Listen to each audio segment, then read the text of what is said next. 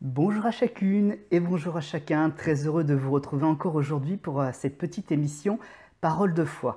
Aujourd'hui, ce n'est pas un thème que j'ai spécialement choisi de moi-même ou que j'ai reçu spécialement à cœur de vous présenter, mais voilà qu'une de nos abonnées, une de nos lectrices et une de nos spectatrices nous a écrit un petit courrier et nous a posé une question. Nous sommes donc aujourd'hui dans une rubrique un peu spéciale, comme nous l'avions déjà fait par le passé, courrier des lecteurs.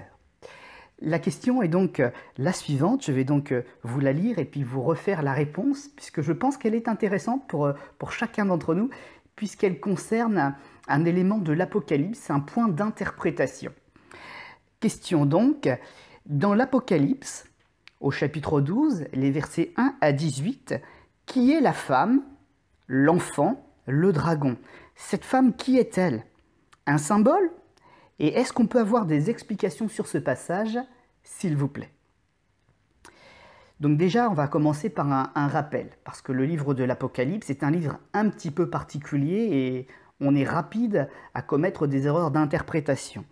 Un rappel donc pour aider les lecteurs et lectrices de la Bible. L'apôtre Jean est le rédacteur de ces derniers livres de la Bible et il n'a pas reçu toutes les révélations de ce livre en une seule fois. Vu la nature d'ailleurs des choses qui sont décrites et le temps lointain dans lesquels elles devaient s'accomplir, nous comprendrons aussi peut-être pourquoi, ou un peu mieux en tout cas, le Christ a déclaré un jour dans les évangiles que Jean vivrait aussi longtemps qu'il le souhaiterait, que Dieu le lui permettrait. L'Apocalypse de Jean est en fait comme, on pourrait l'avoir comme ça, une galerie, mais une galerie de tableaux. Et les révélations, c'est donc les différents tableaux, décrivent des scènes du futur, c'est vrai, principalement, mais aussi parfois des scènes du passé.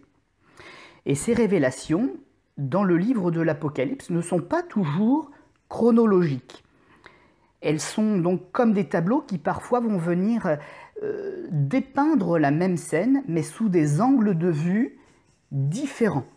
La politique, le religieux, ou encore l'économique. Ici donc, pour pouvoir répondre à la question qui nous est posée, nous sommes premièrement face à un événement du passé pour lequel Jean n'était pas encore né. Il va reprendre les symboles prophétiques de l'Ancien Testament depuis la Genèse jusqu'à tous ceux que Jean a connus. Et bien sûr, il y a une seconde phase qui est une phase prophétique pour l'avenir, et nous reverrons ce point-là un peu plus particulier à la fin de l'explication. Dans un premier temps, la femme représente Israël. Elle est couronnée de 12 étoiles, c'est-à-dire des 12 tribus d'Israël. Cette couronne signifie clairement qu'elle a un droit souverain sur cette nation.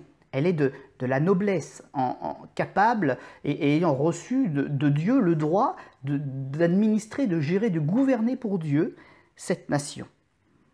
Israël, c'est le symbole premier, mais c'est plus particulièrement une femme de la royauté d'Israël qui, dans le texte, enfante un enfant par le miracle de Dieu. Un miracle, et donc on comprend bien ici que cette femme enfante le Messie promis à Israël. D'ailleurs, le terme « signe » utilisé dans le texte est bien à mettre en parallèle de son synonyme « miracle », c'est-à-dire par une action divine. Nous reconnaissons donc du coup clairement la personne de Marie, que Jean a connue, et le fils qu'elle a engendré, Jésus-Christ. La généalogie de Luc au chapitre 3, donc dans l'évangile selon Luc, nous prouve qu'elle est de la lignée du roi David par son fils Nathan, et donc elle est israélite, mais elle est aussi noble. Elle a un accès de par son sang légitime au trône d'Israël. Pour la protéger et protéger l'enfant, le Seigneur leur permettra de fuir au désert pendant 1260 jours. Traduit en français, 3 ans et demi environ. Et là encore, ça correspond bien à ce qui s'est passé du temps de la naissance de Jésus, où Joseph, son père adoptif, va prendre avec lui sa femme et l'enfant pour fuir vers l'Égypte. Quand Hérode va apprendre la naissance de Jésus, donc Hérode, le souverain qui régnait sur Israël à cette époque-là, il va faire tuer tous les enfants de 2 ans et en dessous. Ça, c'est ce que l'on trouve écrit en témoignage dans Matthieu, chapitre 2, versets 16 à 23. C'est par les mages qu'il a appris que le Messie était né, et il attendait un retour des mages. Et quand il a appris que l'enfant était né, que les mages n'étaient pas revenus le voir, il y a un temps assez important qui s'est écoulé. Et finalement, quand on met le texte bout à bout, on voit que c'est au moins 2 ans et en dessous. Hein, donc au moins 2 ans que les mages avaient trouvé l'enfant, puis étaient repartis. Donc on retrouve bien aussi cette notion des 1260 jours qui sont tout à fait probables et que l'on peut interpréter ainsi. Et ce n'est donc qu'à la mort d'Hérode que Joseph et sa famille vont revenir en Israël. Pourquoi le dragon en veut-il à la vie de l'enfant? Eh bien, la réponse est dans la première partie de la Bible, dans la toute première prophétie, c'est que l'enfant en question, c'est le fameux Messie, appelé descendance de la femme et devant écraser la tête du serpent ancien, et la Bible nous dit, qui est Satan et le diable. Lorsque nous avons compris cela, bien toute l'image, la femme, l'enfant, le dragon, c'est clair. Enfin, c'est vrai qu'il y a d'autres interprétations que celle-ci, mais l'une d'entre elles qui est répandue est pourtant peu probable. Il est peu probable que dans une dernière pensée prophétique du texte, cette femme soit l'Israël spirituel, entendons par là l'Église de Jésus-Christ. La période dans laquelle vient s'inscrire cette vision, en tout cas dans son accomplissement futur, semble plutôt concerner une période particulière qui concerne les Juifs fidèles, le reste fidèle, mais en train de traverser la tribulation. Et c'est à ce moment-là qu'ils reconnaîtront Christ comme le Messie, comme celui qu'ils ont percé.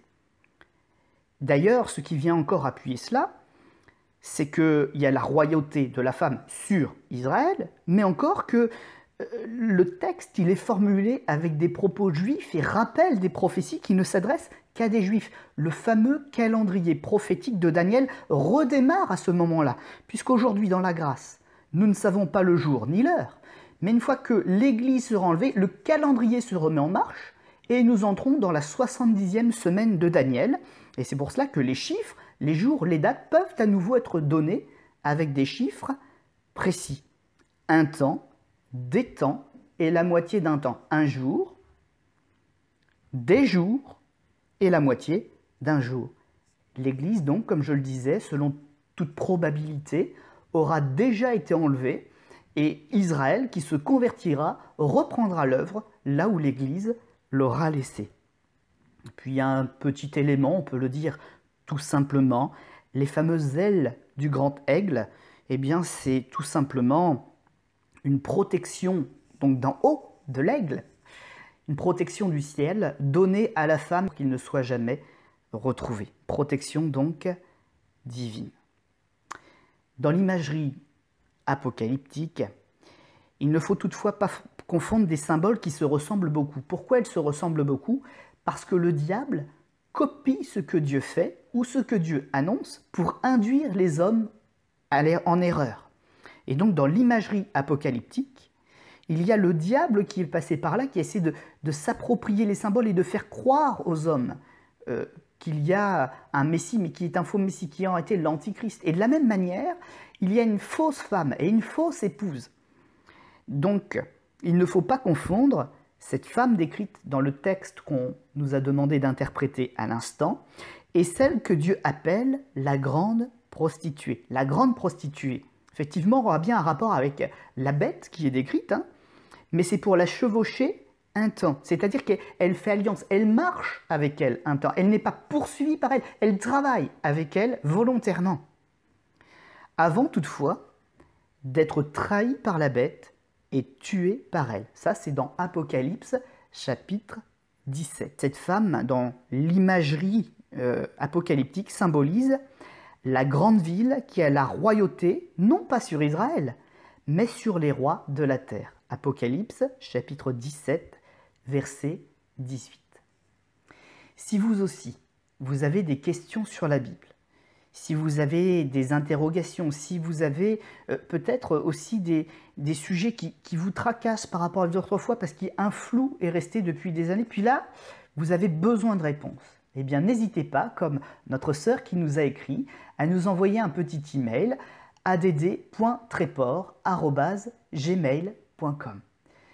Que le Seigneur vous bénisse et j'espère qu'au travers de cette vidéo, il vous aura encouragé et qu'il aura répondu à plusieurs de vos questions. À très bientôt et que le Seigneur vous accompagne aussi pendant ces temps un peu particuliers de confinement.